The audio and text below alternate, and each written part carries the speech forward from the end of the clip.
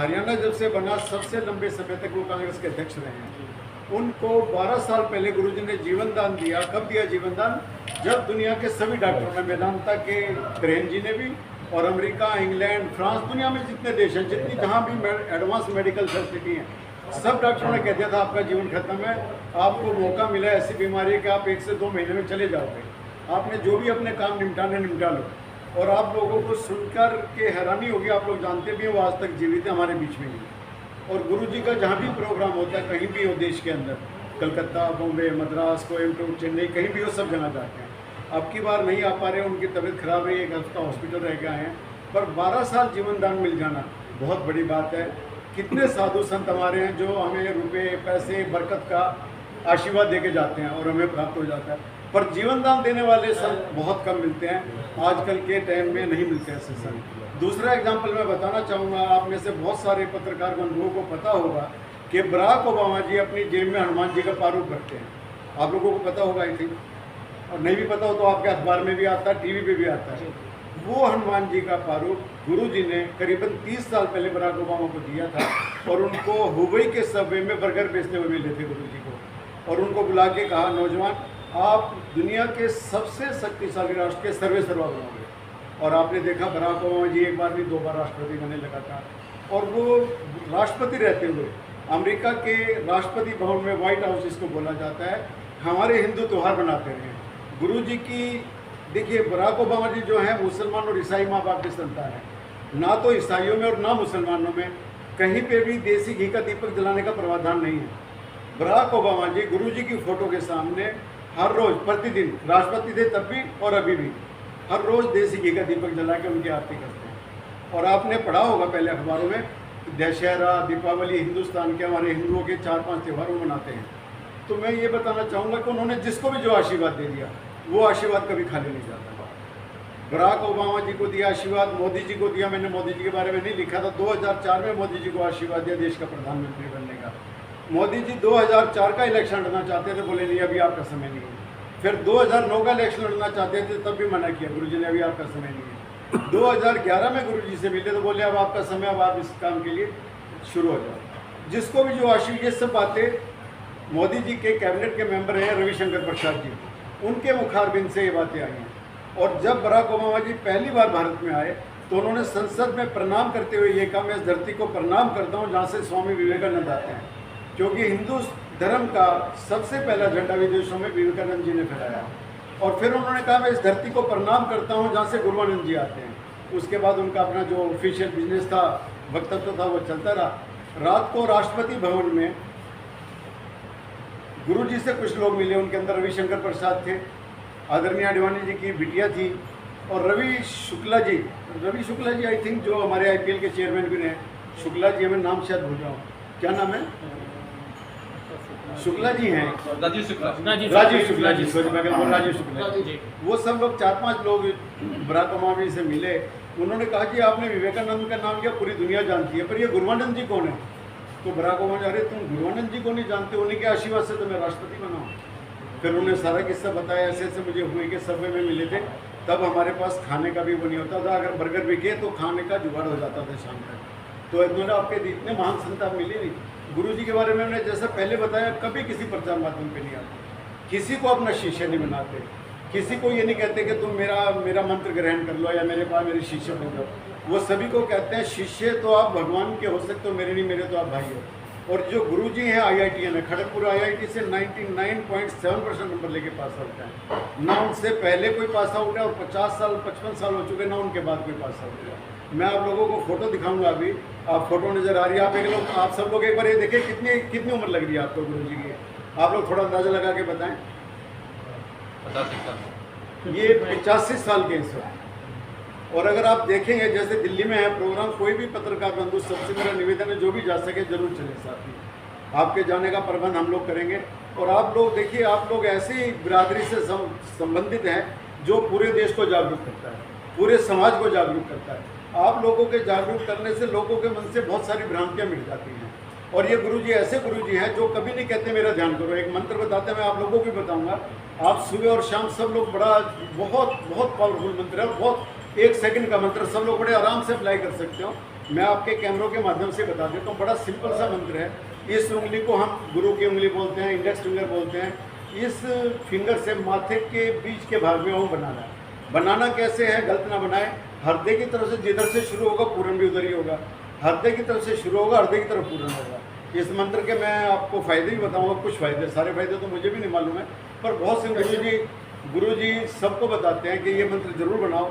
और वो गुरु जी तो ये नहीं कहते सुबह शाम बनाओ, वो सुबह शाम का मैं कहता हूँ 24 घंटे ताकि ऊपर से ना निकले। आज सुबह मान लो आपने 8 बजे बनाया, कल 9 बजे बनाया, तो मंत्र का प्रभाव कम हो जाता है थोड़ा सा। बहुत सिंपल मंत्र है, सब बड़े ध्यान से देखें।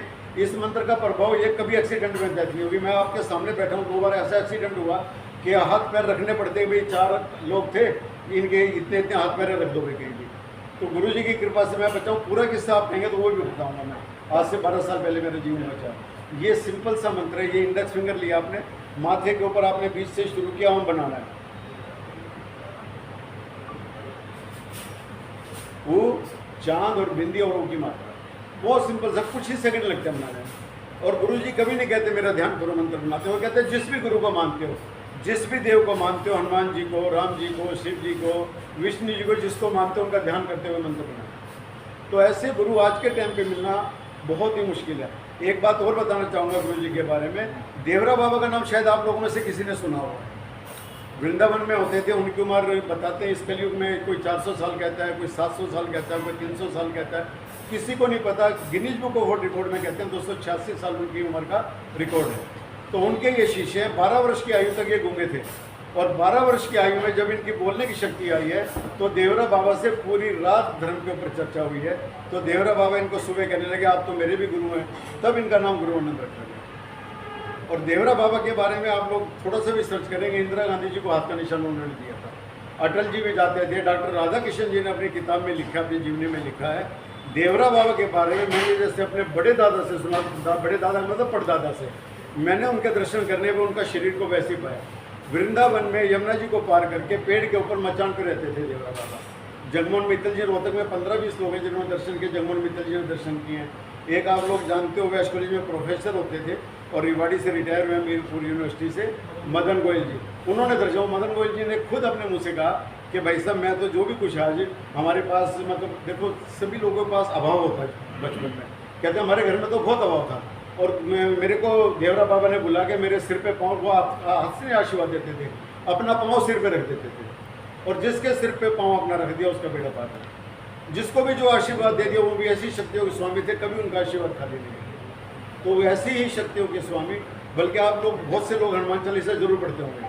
हनुमान चालीसा में एक चौपाई आती है, अष्ट सिद्धि नवनिधि के दाता अस्वर दिन जानकी माता। मैं बताना चाहूँगा हनुमान चालीसा के इस मंत्र के अंदर अष्ट सिद्धि और नवनिधियाँ, दुनिया की समस्त शक्तियाँ इनमें निहित हैं। अष्ट सिद्धि नवनिधि, और गुरु जी के पास अष्ट सिद्धि और नवनिधियाँ 12 वर्ष की आयु में जब इनका बोलने की शक्ति है तब से इनके पास। और ये 24 घंटे, मतलब पूरे साल में ये मान के चलिए 300 दिन तो अज्ञातवास में रहते हैं, पूजा पाठ में मिलना बड़ा मुश्किल होता है। ये स्वर्णिम सर, मैंने अपने जो पम्फ्लैक्स लगाए शहर के अंदर जो लगाए हैं फ्लैक्स, उन पर भी लिखा भी सुनहरी अवसर है कि दर्शन लाभ जरूर है।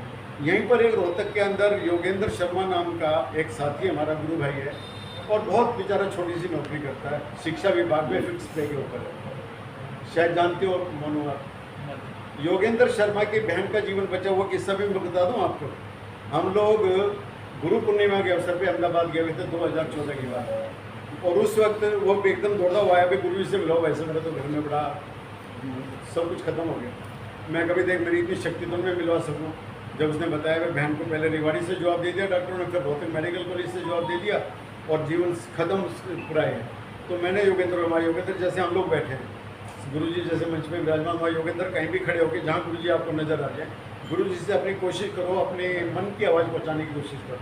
वो आधा घंटे बाद आके फिर कहने लगा भाई साहब मुझे लगता है मेरी आवाज़ गुरु जी तक पहुँच गई है, अब आप एक काम करो, मेडिकल से डिस्चार्ज कर दिया था कि मेडिकल में कह के दोबारा एडमिट करो। मैंने 1-2 डॉक्टर से बात की, नहीं करा पाया, फिर मैंने डॉक्टर सूद से बात की उसको, डॉक्टर सूद ने उनका एडमिशन करा दिया, और वो 7-8 दिन के बाद ठीक हो गए, और भगवान की कृपा से आज तक वो बिल्कुल ठीक है। इसी तरह से उनकी धर्मपत्नी का जीवन बचाया, मतलब उनके तो अड़ोस पड़ोस में जितने लोग क्या काम करते हैं, जो मंत्र मैंने आपको बताया, जिसको भी बीमारी होती है जाके इस मंत्र को अप्लाई करते हैं। पर आप जब दूसरे को अप्लाई करो तो ऐसे नहीं करना जैसे मैंने पहले बताया, उसको अप्लाई करने का नियम दूसरा है। जब आप अपने ऊपर अप्लाई करो तो सिर्फ इंडेक्स फिंगर का काम है। जब आप सामने वालों को अप्लाई करोगे तो उसका 5 उंगलियों का काम है। वो भी मैं बता देता हूँ, प्रैक्टिकल बता देता हूँ करके, पहले डॉक्टर साहब के ऊपर फिर कुलवंत जी के ऊपर।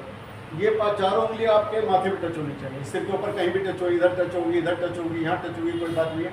अंगूठे से बीच के भाग पे ओम बनाना है, और वो ओम जैसे आपने पहले बनाया हृदय की तरफ से शुरू, हृदय की तरफ पूर्ण हुआ, ये हृदय की तरफ से शुरू ना होकर दूसरी साइड से शुरू होगा और उधर ही पूर्ण होगा, क्योंकि ओम का नियम है उसका ये है कि जिधर से बनाओगे उसी तरफ पूरा होना। तो मैं बना के दिखाता हूँ ओम आपको।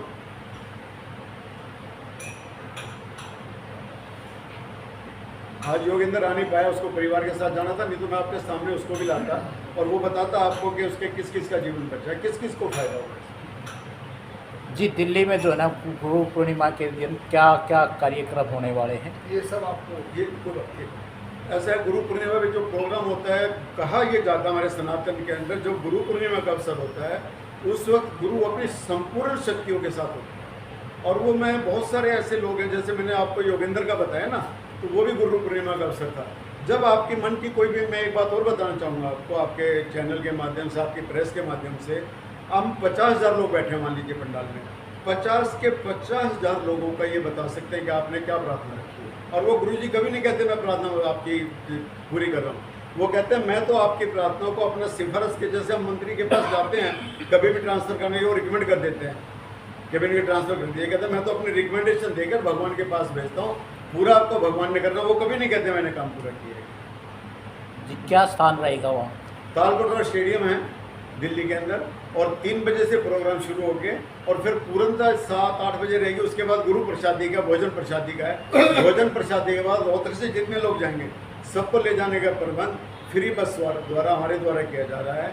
और वापस भी हम लाके जहाँ से लेके जाएंगे, जैसे मान लो दिल्ली बाईपास से लिया या काठमंडी से हमने विश्वकर्मा स्कूल से रखा है, वहाँ से लिया, तो वहीं पे छोड़ा जाएगा उसको उसके द्वारा।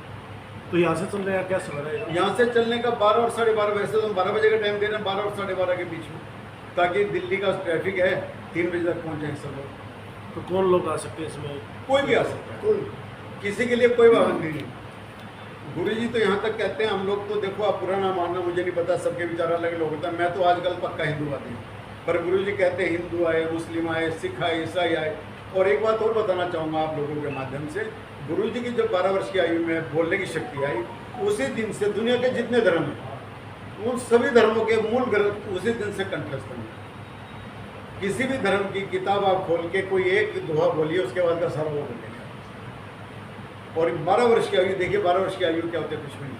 और 12 वर्ष की आयु में से पहले जब गुरुजी के चरणों में गए वो देवरा बाबा के, तो 5-6 महीने के थे, सभी डॉक्टरों ने, मान लो बहुत बड़ा मेडिकल कॉलेज है, उस वक्त रोहतक आए, आगरा गए, मेरठ गए, सभी डॉक्टरों ने कह दिया इस बच्चे का जीवन नहीं है।